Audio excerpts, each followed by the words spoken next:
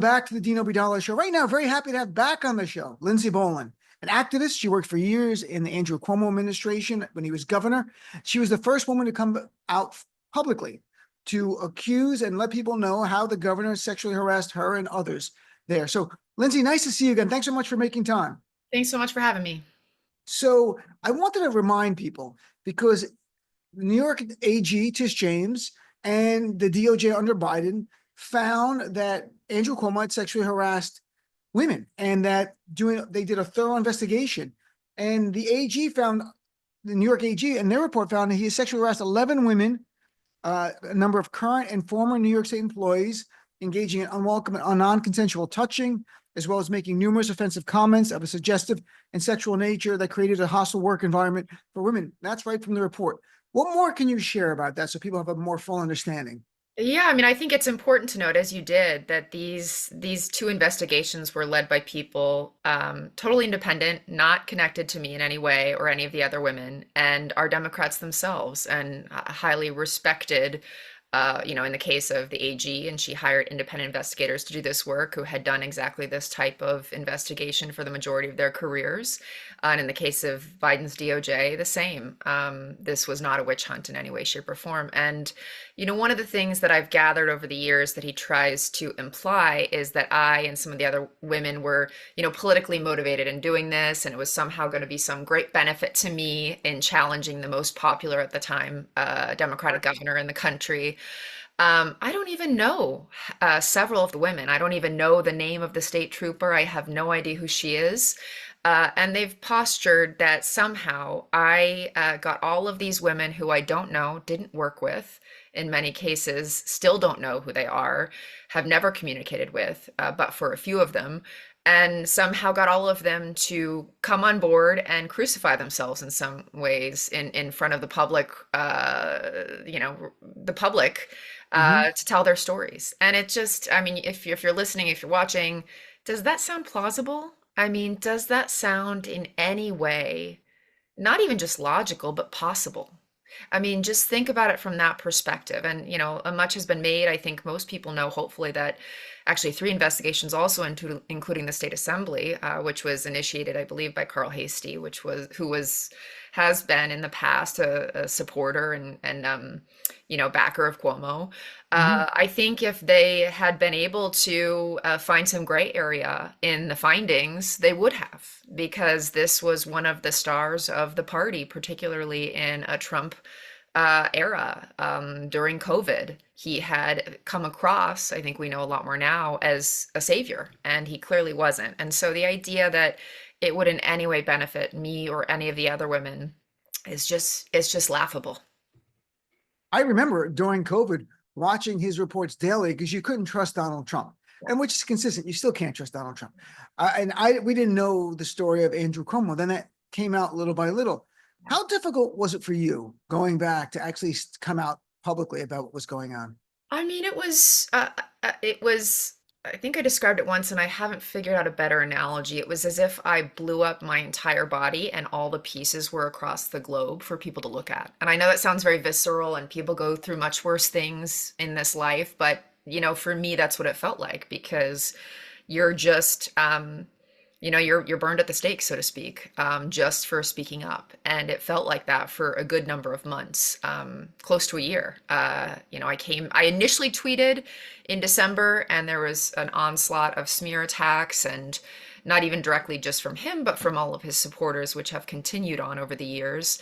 But then I had to kind of, in through this great difficulty, put together, evidence of all these instances of sexual harassment and push it forward with a medium piece, which I ultimately did, I think, in February. And it was, I gotta say, aside from losing a loved one, the most difficult period of my life. If there had been any other ethical decision that I could have made or any other way to handle this, I think I would have, but I just wouldn't, people say, do you regret it? I don't, because I wouldn't be me. Right. And I wouldn't feel comfortable, leaving much younger women than myself. The majority of these women are significantly younger than I'm the old lady of the group, and I have a certain amount of privilege. So every time you hear, look at me, and you think, she's not that old. Think about how much younger the other women are. And Right. I felt culpable that I hadn't done something to stop it. So I don't feel like there was in any way an alternative because I just wouldn't be me anymore. But it was honestly the hardest, worst decision I've ever had to make. Were there at the time when you first came out, were there also Democrats that were attacking you and saying that you were a liar? Yeah, I mean, you even see it in his mayoral campaign. There were several backers. The head of the Brooklyn Democratic Party intimated in her support from him in the primary that we weren't. Several of the women may not be telling the truth. I mean, this is three investigations in years later, and surprise, surprise, it's being used to kind of validate his potential return to power. So you still see it. I think on the whole, it's that it has become harder and harder for serious people to in any way support him, and that is good. That's important. Mhm. But constant smears, I think, saying power hungry, I just did this for an axe to grind. I made it all up. I convinced all these other women to do it. It just, an endless number of smears that are made up not just about me but any woman who comes forward against a powerful man. I mean, they call it DARVO, deny, attack, reverse victim and offender. So it's Wow. actually a term that is used frequently in abusive dynamics and in psychology. DARVO, diverse. So basically, I didn't know that. switch who is the offender, and Mhm. that's exactly what happened. And I think the only good thing about it is if you're spending at least a minute of attention on this issue, on this situation, or any others that come forward like it, whether we're talking about Harvey Weinstein, we're talking about any other number of survivors that have kind of come forward, particularly following the Me Too movement, it happens every time, like clockwork. Mhm. And I think people are certainly younger generations because they haven't been raised with the same expectations that we should just destroy women for speaking up about their own harm. It is changing, but you can see it. It's truly formulaic and really sad. It is. And, I noticed a push and pull in a way. Like you had the Me Too moment, then you had the cultural norms were moving in the right direction, then they seem to move back. And I guess there's a fluidity to that we Yes. always see. But for example, like I remember when the first time you were on during the primary and I posted clips of you and Mhm. I'd have people saying she's a liar and this stuff. And then I usually don't engage, but some of them I did because they were on Facebook. And I said, well, this was backed up by a DOJ report. They go, oh, Biden was afraid of Cuomo. That's why he had the report written. I'm like, Biden was afraid of Cuomo in Yeah. 2021. I mean, what are you talking about? Yes. So they had all these answers, and a lot of them repeating it. And so some may have been bots, some may have been sincere supporters, some may have been paid supporters. But I was found it really interesting to see this. I'm like, wow, these things haven't changed that much. You have to really, you there is something in politics, and I can understand a bit of it. People, especially now, feel afraid of what is happening in the world. And it is really hard to let go of the idea that someone they thought was there to protect them is not. And I can sympathize with that. I also know that a lot of the times, and you probably saw this in engaging, many of the individuals who do this, it's a small cadre that I've unfortunately become very familiar with over the years. It's mostly women. And I think Mhm. that is, and usually of a certain generation, so usually a bit older than my generation. And I would honestly guess that a lot of them have been victims of sexual harassment or assault in their lives. And I think it's easier to negate that someone you believe in could be abusive and could be harming other women. It's easier to ignore that than it is to take away all your assumptions about how you're being protected. I think it's much easier to stay steadfast to them. And something I've learned through this experience, and I've coined it. Some people hate women, and some of those people are women, and it's sad. It's a self-hatred thing, and so. I do when I think I've said this, I try to have sympathy because it is something that's changing. And interesting on your question of I feel like we're potentially going back on so many things we care about, whether it's inhumane treatment of immigration issues, civil liberties, civil rights, women's rights. And it is a scary time. What I would say, I was at Vote Run Lead, which is a women's political engagement organization trying to get many more women elected. They have a 10-year anniversary this week. And I said to Erin Villardi, the CEO, I said, basically what you just said. what a terrible time for women. Are we going back? And she said, yes, but there wouldn't be this violent response if we hadn't made a lot of gains. And I think that's true. I think we wouldn't be in this position if there wasn't a real fear that things were changing, and then they are. I mean, the number of women graduating with degrees, the number of independent women buying homes. Independence is a real thing. And so, of course, they're going after the things that we care about the most. But it's not because nothing has changed, it's because it has. I think things have changed. I think there's a desperation for many to go back to the whatever it used to be. Yes. But I also saw that, Andrew Cuomo was on The View among other shows, and you had posted, when is The View going to have me on the show? Or are they going to just continue to let an abuser spout lies on their show? So tell us what you saw on The View and what should have happened. Yeah. I mean, so, and as an aside, I not only did I tweet that, I have friends close to the production crew who emailed. I have a PR colleague who reached out and said I'd be happy to go on. So this wasn't an errant tweet.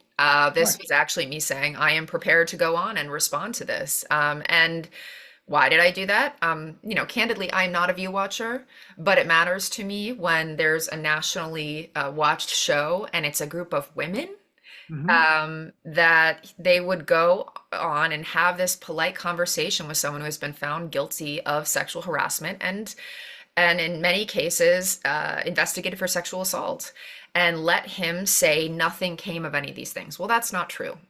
Two of the three women who decided to sue him in civil court. Now, civil court is where most sexual harassment cases get adjudicated, just because of the nature of criminal and civil code and the culture and where we are with our laws. So it is not odd that these ended up in civil court. Two of those came to settlements. Two women received significant settlements from the state of New York because of these cases, and a third is going to trial. I recently was deposed in that case, and this happens to be the trooper who I do not know. Mhm. So his idea that nothing came of these things is a flat out lie. I mean, how can you lie like that to the nation? And then how can you have a group of women who presumably did 5 minutes of homework before this interview accept a lie? I mean, that's a flat out lie. And then one other thing that I was really struck by, because I've seen it in mostly clips, he talks about what a painful period it has been for him and his daughters. And I just like to remind folks that between all of his legal cases, this and also the nursing home families, the victims' families who have pursued justice in the legal courts, he spent this was in the late spring, $60 million of the state taxpayers' dollars to litigate, and in many cases 20 million, over 20 million at the time, in the sexual harassment pieces alone, to Mhm. basically harass us and abuse us through the legal system for years. That included seeking out gynecological records from one of his victims, the one who ultimately settled with the state, one of the women who settled with the state, saying that she could not continue to pursue this civil litigation more broadly because she thought she needed to die otherwise. I mean, the Wow. gall of a sick, almost 70-year-old man going on national television with a group of women saying nothing came of these cases when we know, just told you that's a lie, and then talking about how harmed he and his family were because of this, when he has left a trail of litigation abuse that the state of New York has been on the hook for. I mean, what an abusive man to even try and twist the truth that way, and what a complete lack of journalistic integrity to not even question that when all of the things I've just mentioned to you have been broadly reported on. I mean, how can you do that? How can you do Right. that to other women, especially? I don't get it. And the idea that nothing came of it, he resigned as He governor. resigned. I mean, I it mean, seems like the most, it's like, what yes, about I now? don't even feel like I have to say that, but he resigned because he was going to be impeached. Right. So, I mean, it's not like nothing came of it. He gave Yes. up his job as one of the most powerful Democrats of one of the biggest states in the nation because the accusations were that uh, honest, painful, credible, objective. And that's why he resigned. If they were all garbage, he would have stayed in because he was a combative guy. It A didn't matter. million He would have just percent. stayed to the end. A million percent. And I think a big reason why, I think to me it's obvious, a reason why he has been so abusive through the legal system is to prevent more women from coming forward. Because Right. I always have said, and I said this in my, very throughout, he doesn't know how to be appropriate with women. So if he has been attracted to women, he is going to be sexually harassing if he can. And so I think that there are many more than, around a dozen women. They're just never going to come forward because look at the way that he smeared me and all the other women. I have a certain amount of privilege. I've been able to hire a great attorney just to prevent myself from being abused further through the legal system, even though I decided never to sue him. And I've had to pay, over I think close to this point, $2 million in legal fees Wow. just to prevent legal abuse. And I can understand if I never had an attorney for this before this moment. I didn't even know what it was like to be a part of the legal system. You need a good attorney as a victim. And the fact that he could spend over $20 million just trying to subpoena my former college age interns who have themselves been victims of domestic violence and in some cases who have no connection to anything that I came forward about. I mean, complete litigation abuse. And luckily enough, I had the privilege to protect myself and my family to the extent that I can and try to protect all of these frankly, young women who worked for me who had nothing to do with this either. It's truly grotesque. Yeah, I mean, it is all to send a message. You send the message by being so abusive in Yes. terms of litigation that people don't want to come forward. It happens all the time. So on the other side of this, I saw you're supporting Zohran Mamdani I am. now in the general election because Andrew Cuomo's still there. Eric Adams has dropped out. His name's still on the ballot. And Curtis Sliwa is still in the race. I saw today, New York Times had a poll. I think Zohran's up 13 points. So Andrew did get some of the support from the Eric Adams Yeah. people, but still, Adams' name's still gonna be in the ballot, and they wouldn't let people in that poll pick Adams. So they Exactly. might That was an they important might point be I was going to a say. little different. But why? Tell people why you're supporting Zoran. What do you like about him? It's interesting. This week I went to the Cranes Breakfast, which was the business leaders kind Oh of yeah, community breakfast. It ends up being most well known about me that I came forward, but I was his secretary for economic development and housing. So I was his jobs and housing, staffer right. at a high level. So this, was one of the worlds that I have very much a tie to. And he did amazing. That was a room I think that was probably is most critical of him because he is a progressive and he's talking about all the things I think that we should be talking about affordability. He's talking about building significantly more housing. He's talking about free the busing system so that you can actually get to Mhm. work and move around the city. He's talking about universal childcare, things that will actually move the needle for families.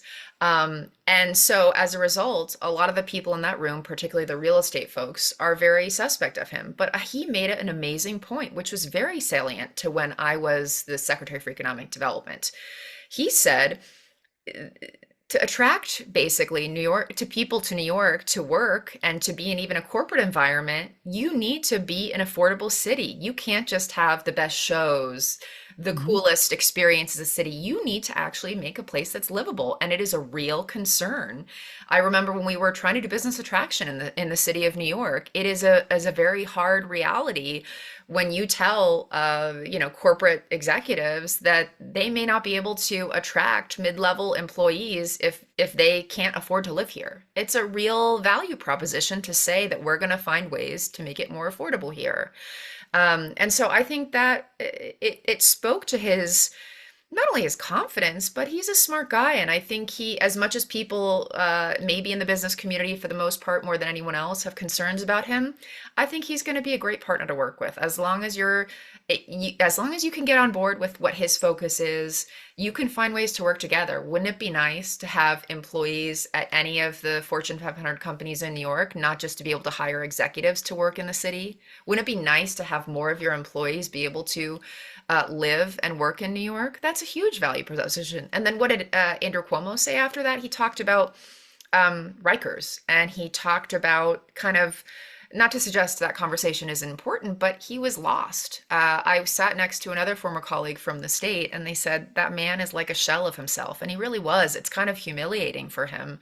If I had more empathy, I unfortunately I don't. It's a limited Yes, well for me, very but true.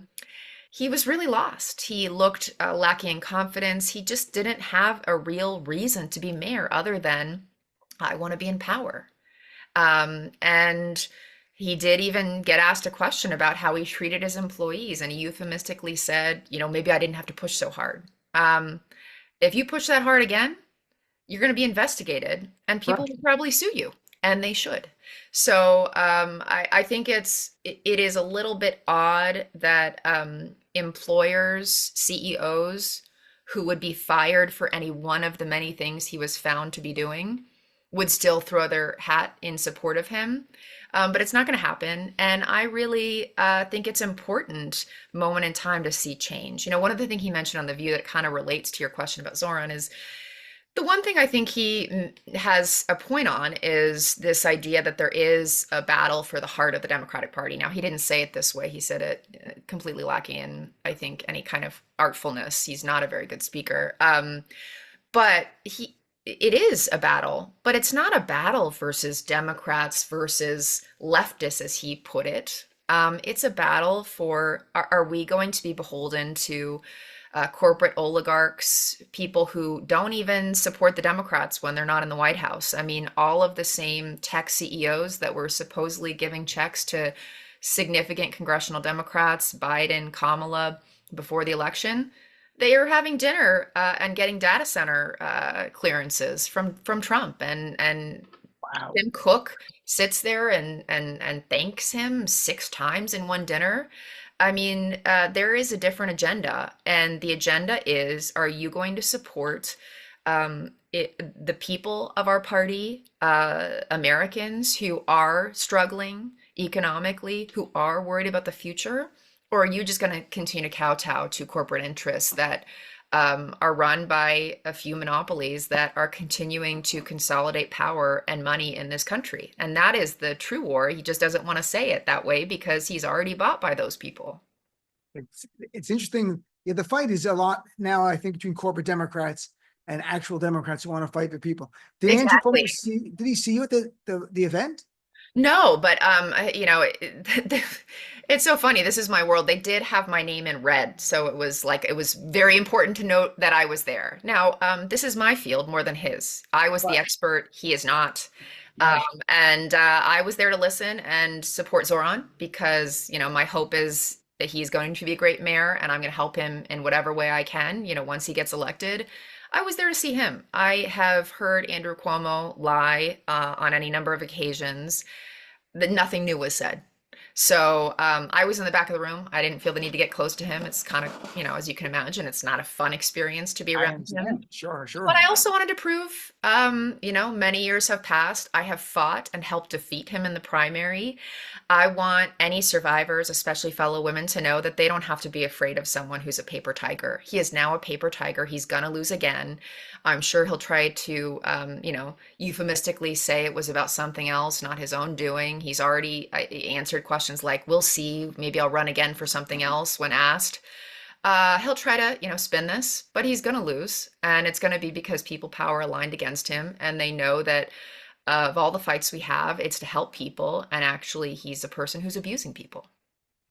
It's I think it's remarkable that you were there in the same room with him after what you've been through. But and last thing, because you're a New Yorker and you follow politics here closely, what's your reaction to Trump having Tish James, the AG that investigated your case and the case of so many other women, have literally say charge her with crimes, and they charge her with crimes? Yeah, it follows what he's done with James Comey, what he's trying to do with Adam Schiff, what he's done with Lisa Cook. This is a well-traveled path.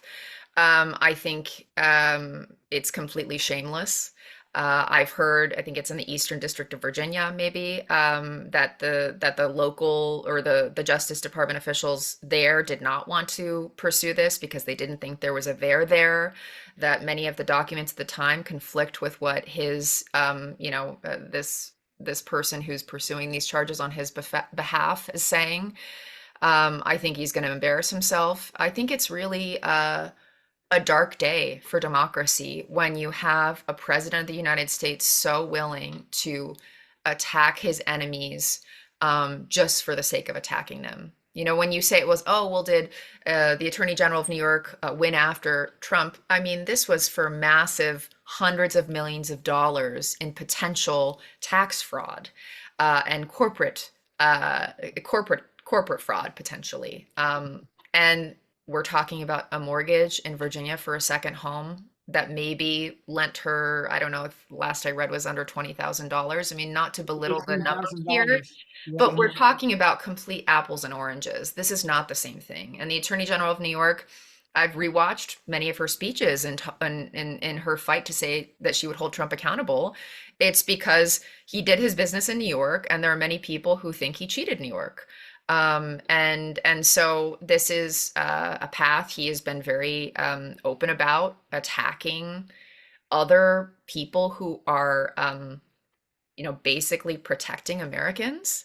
And it's a fascist one. I think it's yet another sign, like sending troops into cities that you do not control, of rising fascism. And I don't think we can be concerned or scared enough about what it says about where we are. It is a precarious time, and very true. And it is just another one of the manifestations of this guy's embrace of the fascist and tyrant playbook. Well, Yes. Lindsey, thanks so much for coming on here, especially in the last month of the election here for mayor of New York. We had you on during the primary. I'm hoping Zoran will win. I'm hoping I get Zoran on the show. I had him on in the primary. Now Yes. it's a little harder. Now that he won, it's It's like very hard to get in touch with, usually, but keep little trying different. because he would be great to come on the show. Thank you very much. Thanks, Lindsey.